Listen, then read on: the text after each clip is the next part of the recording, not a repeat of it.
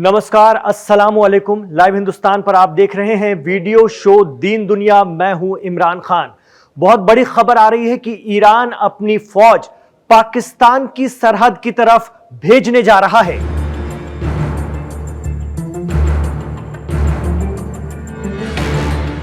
Iran में internal report के हवाले से कहा गया है कि बहुत जल्द कई ईरानी ब्रिगेड पाकिस्तान से लगती ईरान की सरहद पर भेजी जा रही हैं, क्योंकि भारत और पाकिस्तान के दरमियान कशीदगी अब काफी बढ़ चुकी है। ऐसे में पाकिस्तान को मिट्टी में मिलाने की हिंदुस्तानी तैयारियों को देखते हुए ईरान की तरफ से यह कार्रवाई हो सकती है। इंटरनल रिपोर्ट में कहा गया है कि ईरान अपनी सरहदों की हिफाजत को लेकर ऐसा कर सकता है। दुनिया भर में यह पैगाम भी चला गया है कि भारत के जम्मू कश्मीर में दहशतगर्दों के जरिए अंजाम दिए गए गुनाह अजीम के बाद भारत एक एक दहशतगर्द की पहचान कर उन्हें उनके अंजाम तक पहुंचाने की तैयारी में है। भारतीय वजीर आजम कह चुके हैं कि किसी ने तसव्वुर भी नहीं किया होगा ऐसी सजा मिलेगी दहशतगर्दों को। इसके बाद दहशतगर्दों की पुष्टपनाही करने वाले पाकिस्तान में मौजूद आतंक के आकाओं में भी दहशत है और पाकिस्तान में भी हलचल है।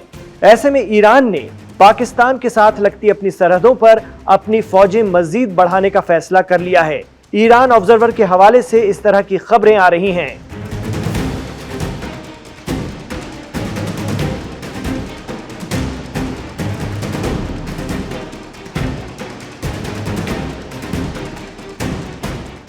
इंटरनल रिपोर्ट में कहा गया है कि ईरान अपनी सरहदों की हिफाजत को लेकर ऐसा कर सकता है।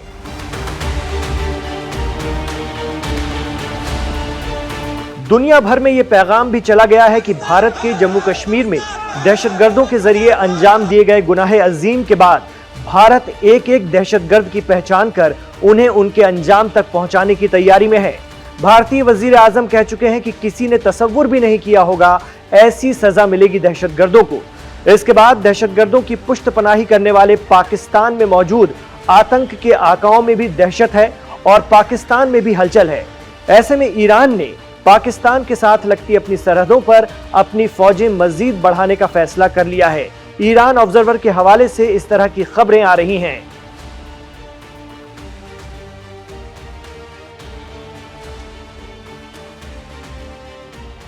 आपको बता दें कि ईरान और पाकिस्तान की सरहद 909 किलोमीटर लंबी है। एक तरफ ईरान का सिस्तान इलाका है तो दूसरी तरफ बलूचिस्तान है।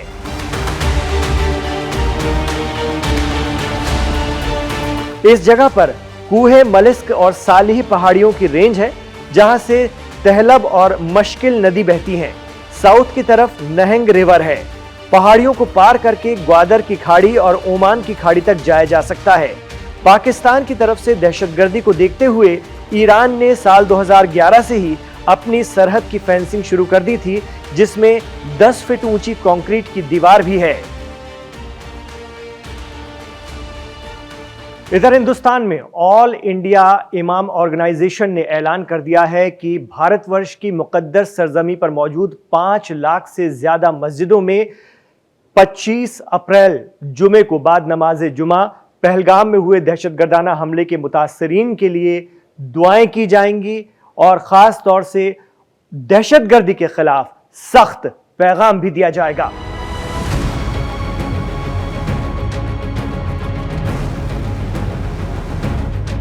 ऑल इंडिया इमाम ऑर्गेनाइजेशन के सदर इमाम उमैर अहमद इलियासी ने तमाम मज़ाहिब के रहनुमाओं के साथ बैठक के बाद ये ऐलान किया है। उन्होंने कहा कि मजहब की बुनियाद पर मासूमों का कत्ल न सिर्फ इस्लाम के बल्कि पूरी इंसानियत के खिलाफ है।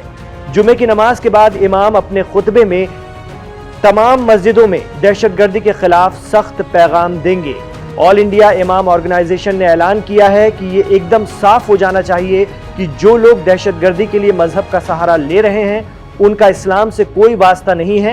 बेकसूर लोगों का कत्ल करने वाले शैतान हैं। इतना ही नहीं, ये भी तय हो गया है कि किसी भी मरदूद दहशतगर्द के मारे जाने पर उसके जनाजे की नमाज कोई भी इमाम नहीं पढ़ाएगा।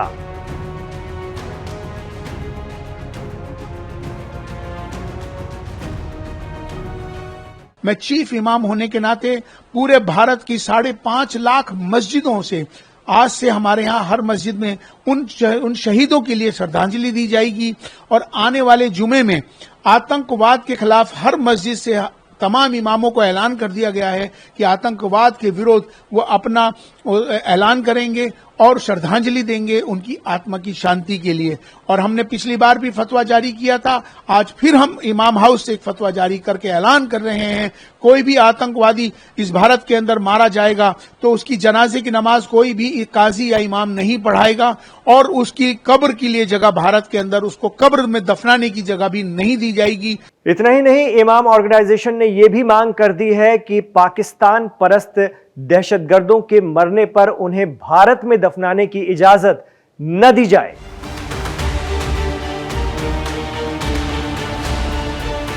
जमीयत उलमाए हिंद और उनके लीडर मौलाना अरशद मदनी ने कहा है कि जमीयत दहशतगर्दाना हमले में जाबहक होने वालों के अहले खाना के साथ इस गम में बराबरी की शरीक है। मजहब की बिना पर दहशतगर्दी की जम्मू कश्मीर में मस्जिदों में भी सख्त मजम्मत की गई है।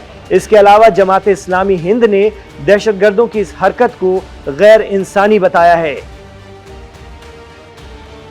इधर ऑल इंडिया मजलिस इत्तेहादुल मुस्लिमीन के सदर असदुद्दीन ओवैसी ने अपील की है कि जुमे को जब लोग नमाज के लिए जाएं तो अपने हाथों में काली पट्टी बांधे रहें और एक तरह से दहशतगर्दी के खिलाफ मजम्मत और अपने गुस्से का इजहार करें। ओवैसी ने कहा है कि लोग अपनी बाह पर काली पट्टी बांधकर जाएं। उन्होंने इसको लेकर एक video social media site x पर जारी किया है, जिसमें उन्होंने कहा है कि किसी को भी इस्लाम के नाम पर मासूम लोगों की हत्या करने की इजाजत नहीं दी जा सकती। काली पट्टी बांधना इजहार अफसोस और दहशतगर्दी की सख्त मजम्मत की अलामत है।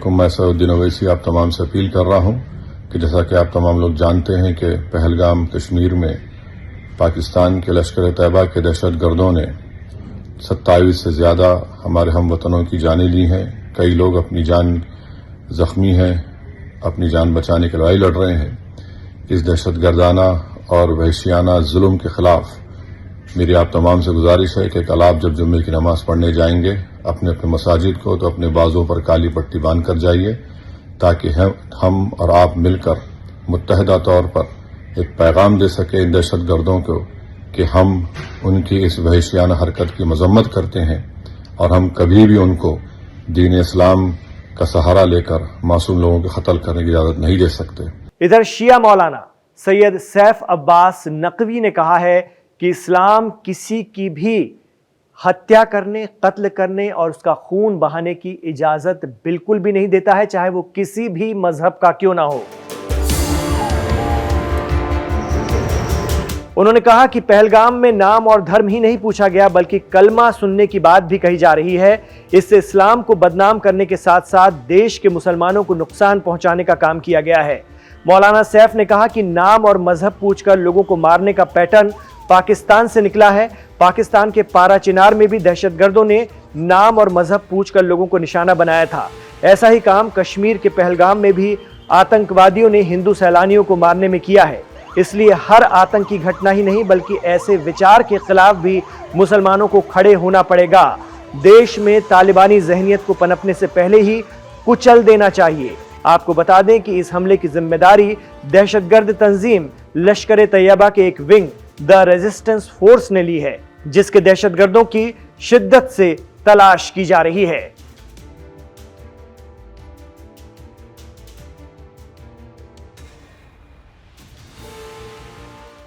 तो ये था आज का दीन दुनिया। लगातार इस खबर पर हमारी नजर बनी हुई है। इससे ताल्लुक से आपके जो भी कमेंट्स हैं आप हमें कमेंट बॉक्स पर जरूर भेजिए। इमरान खान के साथ आखिर तक कनेक्ट रहने के लिए आपका बहुत शुक्रिया। वीडियो पसंद आया तो इसे तुरंत लाइक कीजिए और ज्यादा से ज्यादा अपने दोस्तों और रिश्तेदारों में भेजिए और दहशतगर्दी के खिलाफ मुस्तैदी से खड़े रहिए, खड़े होइए। बहुत शुक्रिया इमरान खान के साथ जुड़ने के लिए। अपना ख्याल रखिएगा और अपनी दुआओं में हमें याद रखिएगा।